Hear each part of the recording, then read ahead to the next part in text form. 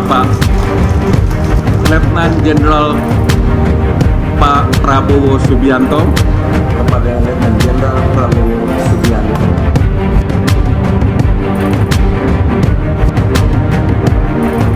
Assalamualaikum warahmatullahi wabarakatuh. Kita jumpa lagi di channel Imam Kaator. Kali ini kita akan membahas elektabilitas terus melejit, Prabowo jadi rebutan. Posisi Ketua Umum Gerindra Prabowo Subianto sebagai bakal capres terkuat 2024 nanti semakin terlihat jelas. Ini seolah membuktikan bahwa keputusannya maju dalam Pilpres nanti memang didasarkan masih banyaknya dukungan untuk dirinya. Selain masih memiliki pendukung militan di akar rumput, Prabowo Subianto juga masih menjadi magnet di kalangan partai politik untuk bisa atau ikut mendukungnya. Dan ini terbukti dengan keputusan Partai Golkar dan PAN yang secara resmi beberapa hari yang lalu mendeklarasikan mendukung Prabowo Subianto sebagai Capres 2024. Dan tentu saja dukungan dua partai parlemen ini menambah kekuatan partai politik yang sudah lebih dahulu mendukung Prabowo, yaitu PKB dan Partai Bulan Bintang. Bila kita mencermati tren positif banyaknya dukungan partai politik kepada Prabowo Subianto ini, tentu setidaknya dipengaruhi 5 faktor utama yang tentu saja sangat rasional sehingga menjadi pertimbangan utama bagi partai politik dalam memutuskan sikapnya mendukung Prabowo. Faktor pertama, elektabilitas. Faktor elektabilitas tidak hanya menjadi referensi bagi elit atau seorang tokoh yang ingin maju dalam Pilpres nanti, tetapi juga menjadi kompas bagi kalangan partai politik untuk memberikan arah dukungannya. Bila sebelumnya Ganjar Pranowo menjadi primadona dari beberapa hasil lembaga survei yang menempatkan dirinya sebagai pemuncak elektabilitas tertinggi, namun memasuki tahun 2023, Prabowo Subianto sudah mampu mengalami kenaikan elektabilitas yang sangat signifikan. Bahkan mayoritas lembaga survei terbaru menempatkan atau menegaskan bahwa Prabowo Subianto sudah mampu menyalip elektabilitas Ganjar Pranowo dengan angka yang cukup jauh. Dengan elektabilitas Prabowo yang sangat tinggi saat ini dan cukup sulit untuk dikejar oleh Ganjar Pranowo, tentu menjadi bukti atau magnet bagi kalangan partai politik untuk kemudian memutuskan mendukung Prabowo. Faktor kedua, didukung Jokowi. Presiden Jokowi beberapa waktu yang lalu sudah memastikan bahwa dirinya akan cawe-cawe dalam Pilpres nanti. Cawe-cawenya Pilpres ini selain ingin memastikan keberlangsungan program kerjanya, tentu juga ingin memastikan bahwa sosok presiden ke depan adalah sosok presiden yang memiliki kemampuan yang mumpuni dan tentu saja memiliki nyali atau keberanian. Perdebatan siapa sosok capres yang akan didukung oleh Presiden Jokowi saat ini tentu sangat tidak relevan lagi untuk dibahas. Karena apa? Karena secara formalitas Presiden Jokowi sudah pasti akan mengusung Ganjar Pranowo, karena Presiden Jokowi dan Ganjar Pranowo merupakan kader PDI Perjuangan. Tetapi kalau kita melihat arah dukungan Jokowi yang konkret, tentu bisa kita lihat kecenderungannya kepada Prabowo Subianto. Dan ini terbukti dengan banyaknya atau mayoritas para relawan Jokowi yang sudah dan akan terus mendeklarasikan mendukung Prabowo. Dan ini tentu saja sepengetahuan atau sudah diketahui oleh Jokowi. Dengan angka kepuasan publik terhadap Jokowi yang mencapai 90%, tentu sikap atau arah dukungan Presiden Jokowi akan berpengaruh terhadap kans kemenangan sosok atau kandidat yang akan didukungnya nanti. Karena bagaimanapun, ketika Presiden Jokowi sudah memiliki sikap atau pilihan politik terkait sosok yang bakal didukungnya, tentu Jokowi akan mendukungnya secara penuh. Dan bagi kalangan partai politik, tentu sikap atau dukungan Jokowi ini akan berpengaruh terhadap arah dukungan partai politik juga.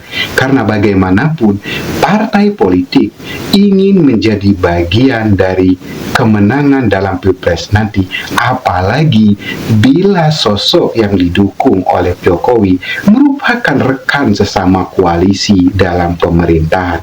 Ketiga, faktor Prabowo lebih berpengalaman dan mumpuni. Sosok Prabowo dianggap bakal capres yang paling siap saat ini, baik dari segi finansial maupun dari segi kemampuan dalam memimpin negara. Kemampuan dan pengalaman Prabowo saat ini sudah sangat teruji, baik dari sisi kepemimpinan maupun dari segi kinerjanya. Terutama saat ini dengan posisinya sebagai Menteri Pertahanan, Prabowo merupakan salah satu menteri yang memiliki kinerja terbaik di pemerintahan Jokowi. Kemampuan dan pengalaman Prabowo ini bukan hanya pada level nasional, tetapi sudah berada pada posisi level internasional. Sosok pemimpin seperti inilah yang dibutuhkan bangsa Indonesia ke depan, dan kalangan partai politik menilai bahwa persyaratan ini ada pada sosok Prabowo.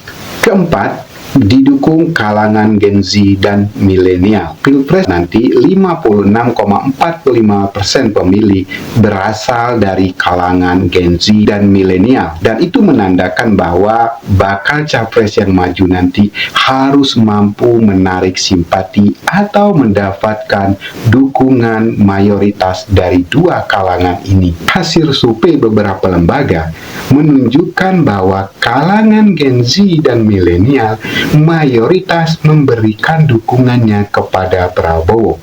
Artinya angka elektabilitas Prabowo di dua kalangan ini sangatlah tinggi dibandingkan dua kandidat lainnya. Sosok Prabowo yang tangguh, berani, dan ikhlas dan tidak penuh dengan pencitraan menjadi alasan kuat kalangan Gen Z dan milenial untuk menyatakan dukungannya kepada Prabowo. Apalagi kalangan Gen Z dan juga milenial memiliki keinginan bahwa sosok pemimpin Indonesia ke depan adalah sosok yang bisa memberikan kepastian tentang masa depan generasi bangsa ini. Di sisi lain, kalangan partai politik juga ingin menggait kalangan Gen Z dan milenial ini menjadi pemilih mereka, dan ini berkaitan dengan elektoral partai dalam pileg nanti.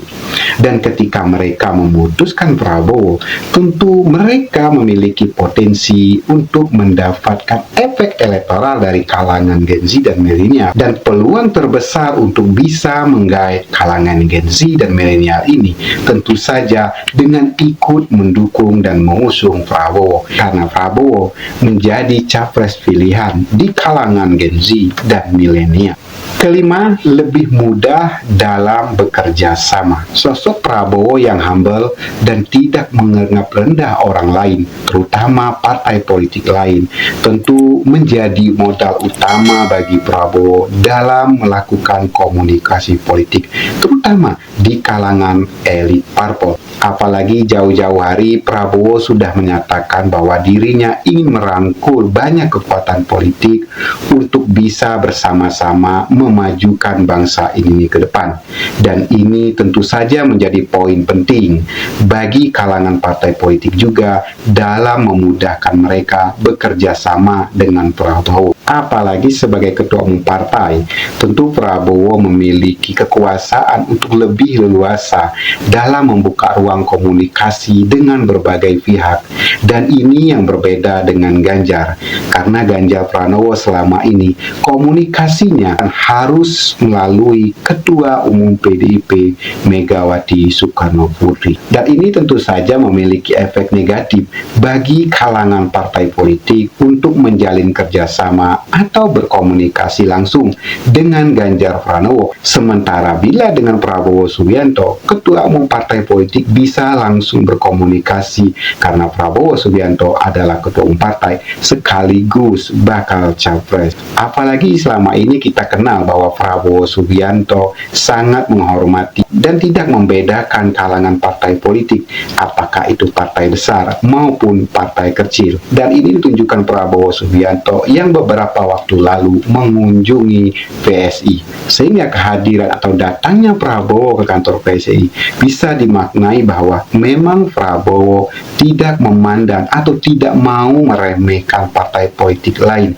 Karena itulah Prabowo Subianto sangat mudah dalam menjalin kerjasama dengan partai lain, dan partai lain juga merasa sangat dihargai. Dalam komunikasi politik yang berujung pada kerjasama, tentu konsep utama yang harus dikedepankan adalah saling menghargai dan saling menghormati antar partai politik. 5 faktor utama tersebut sudah dimiliki Prabowo saat ini. Itu saja menjadi daya tarik utama bagi kalangan partai politik untuk memberikan dukungan kepada Prabowo.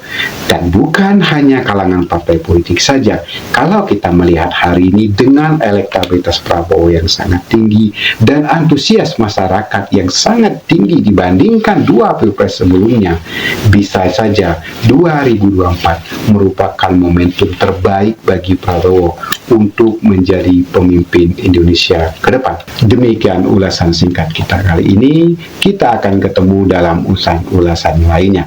Jangan lupa subscribe, like, comment, and share, dan tekan loncengnya untuk mendapatkan ulasan-ulasan terbaru. Assalamualaikum warahmatullahi wabarakatuh.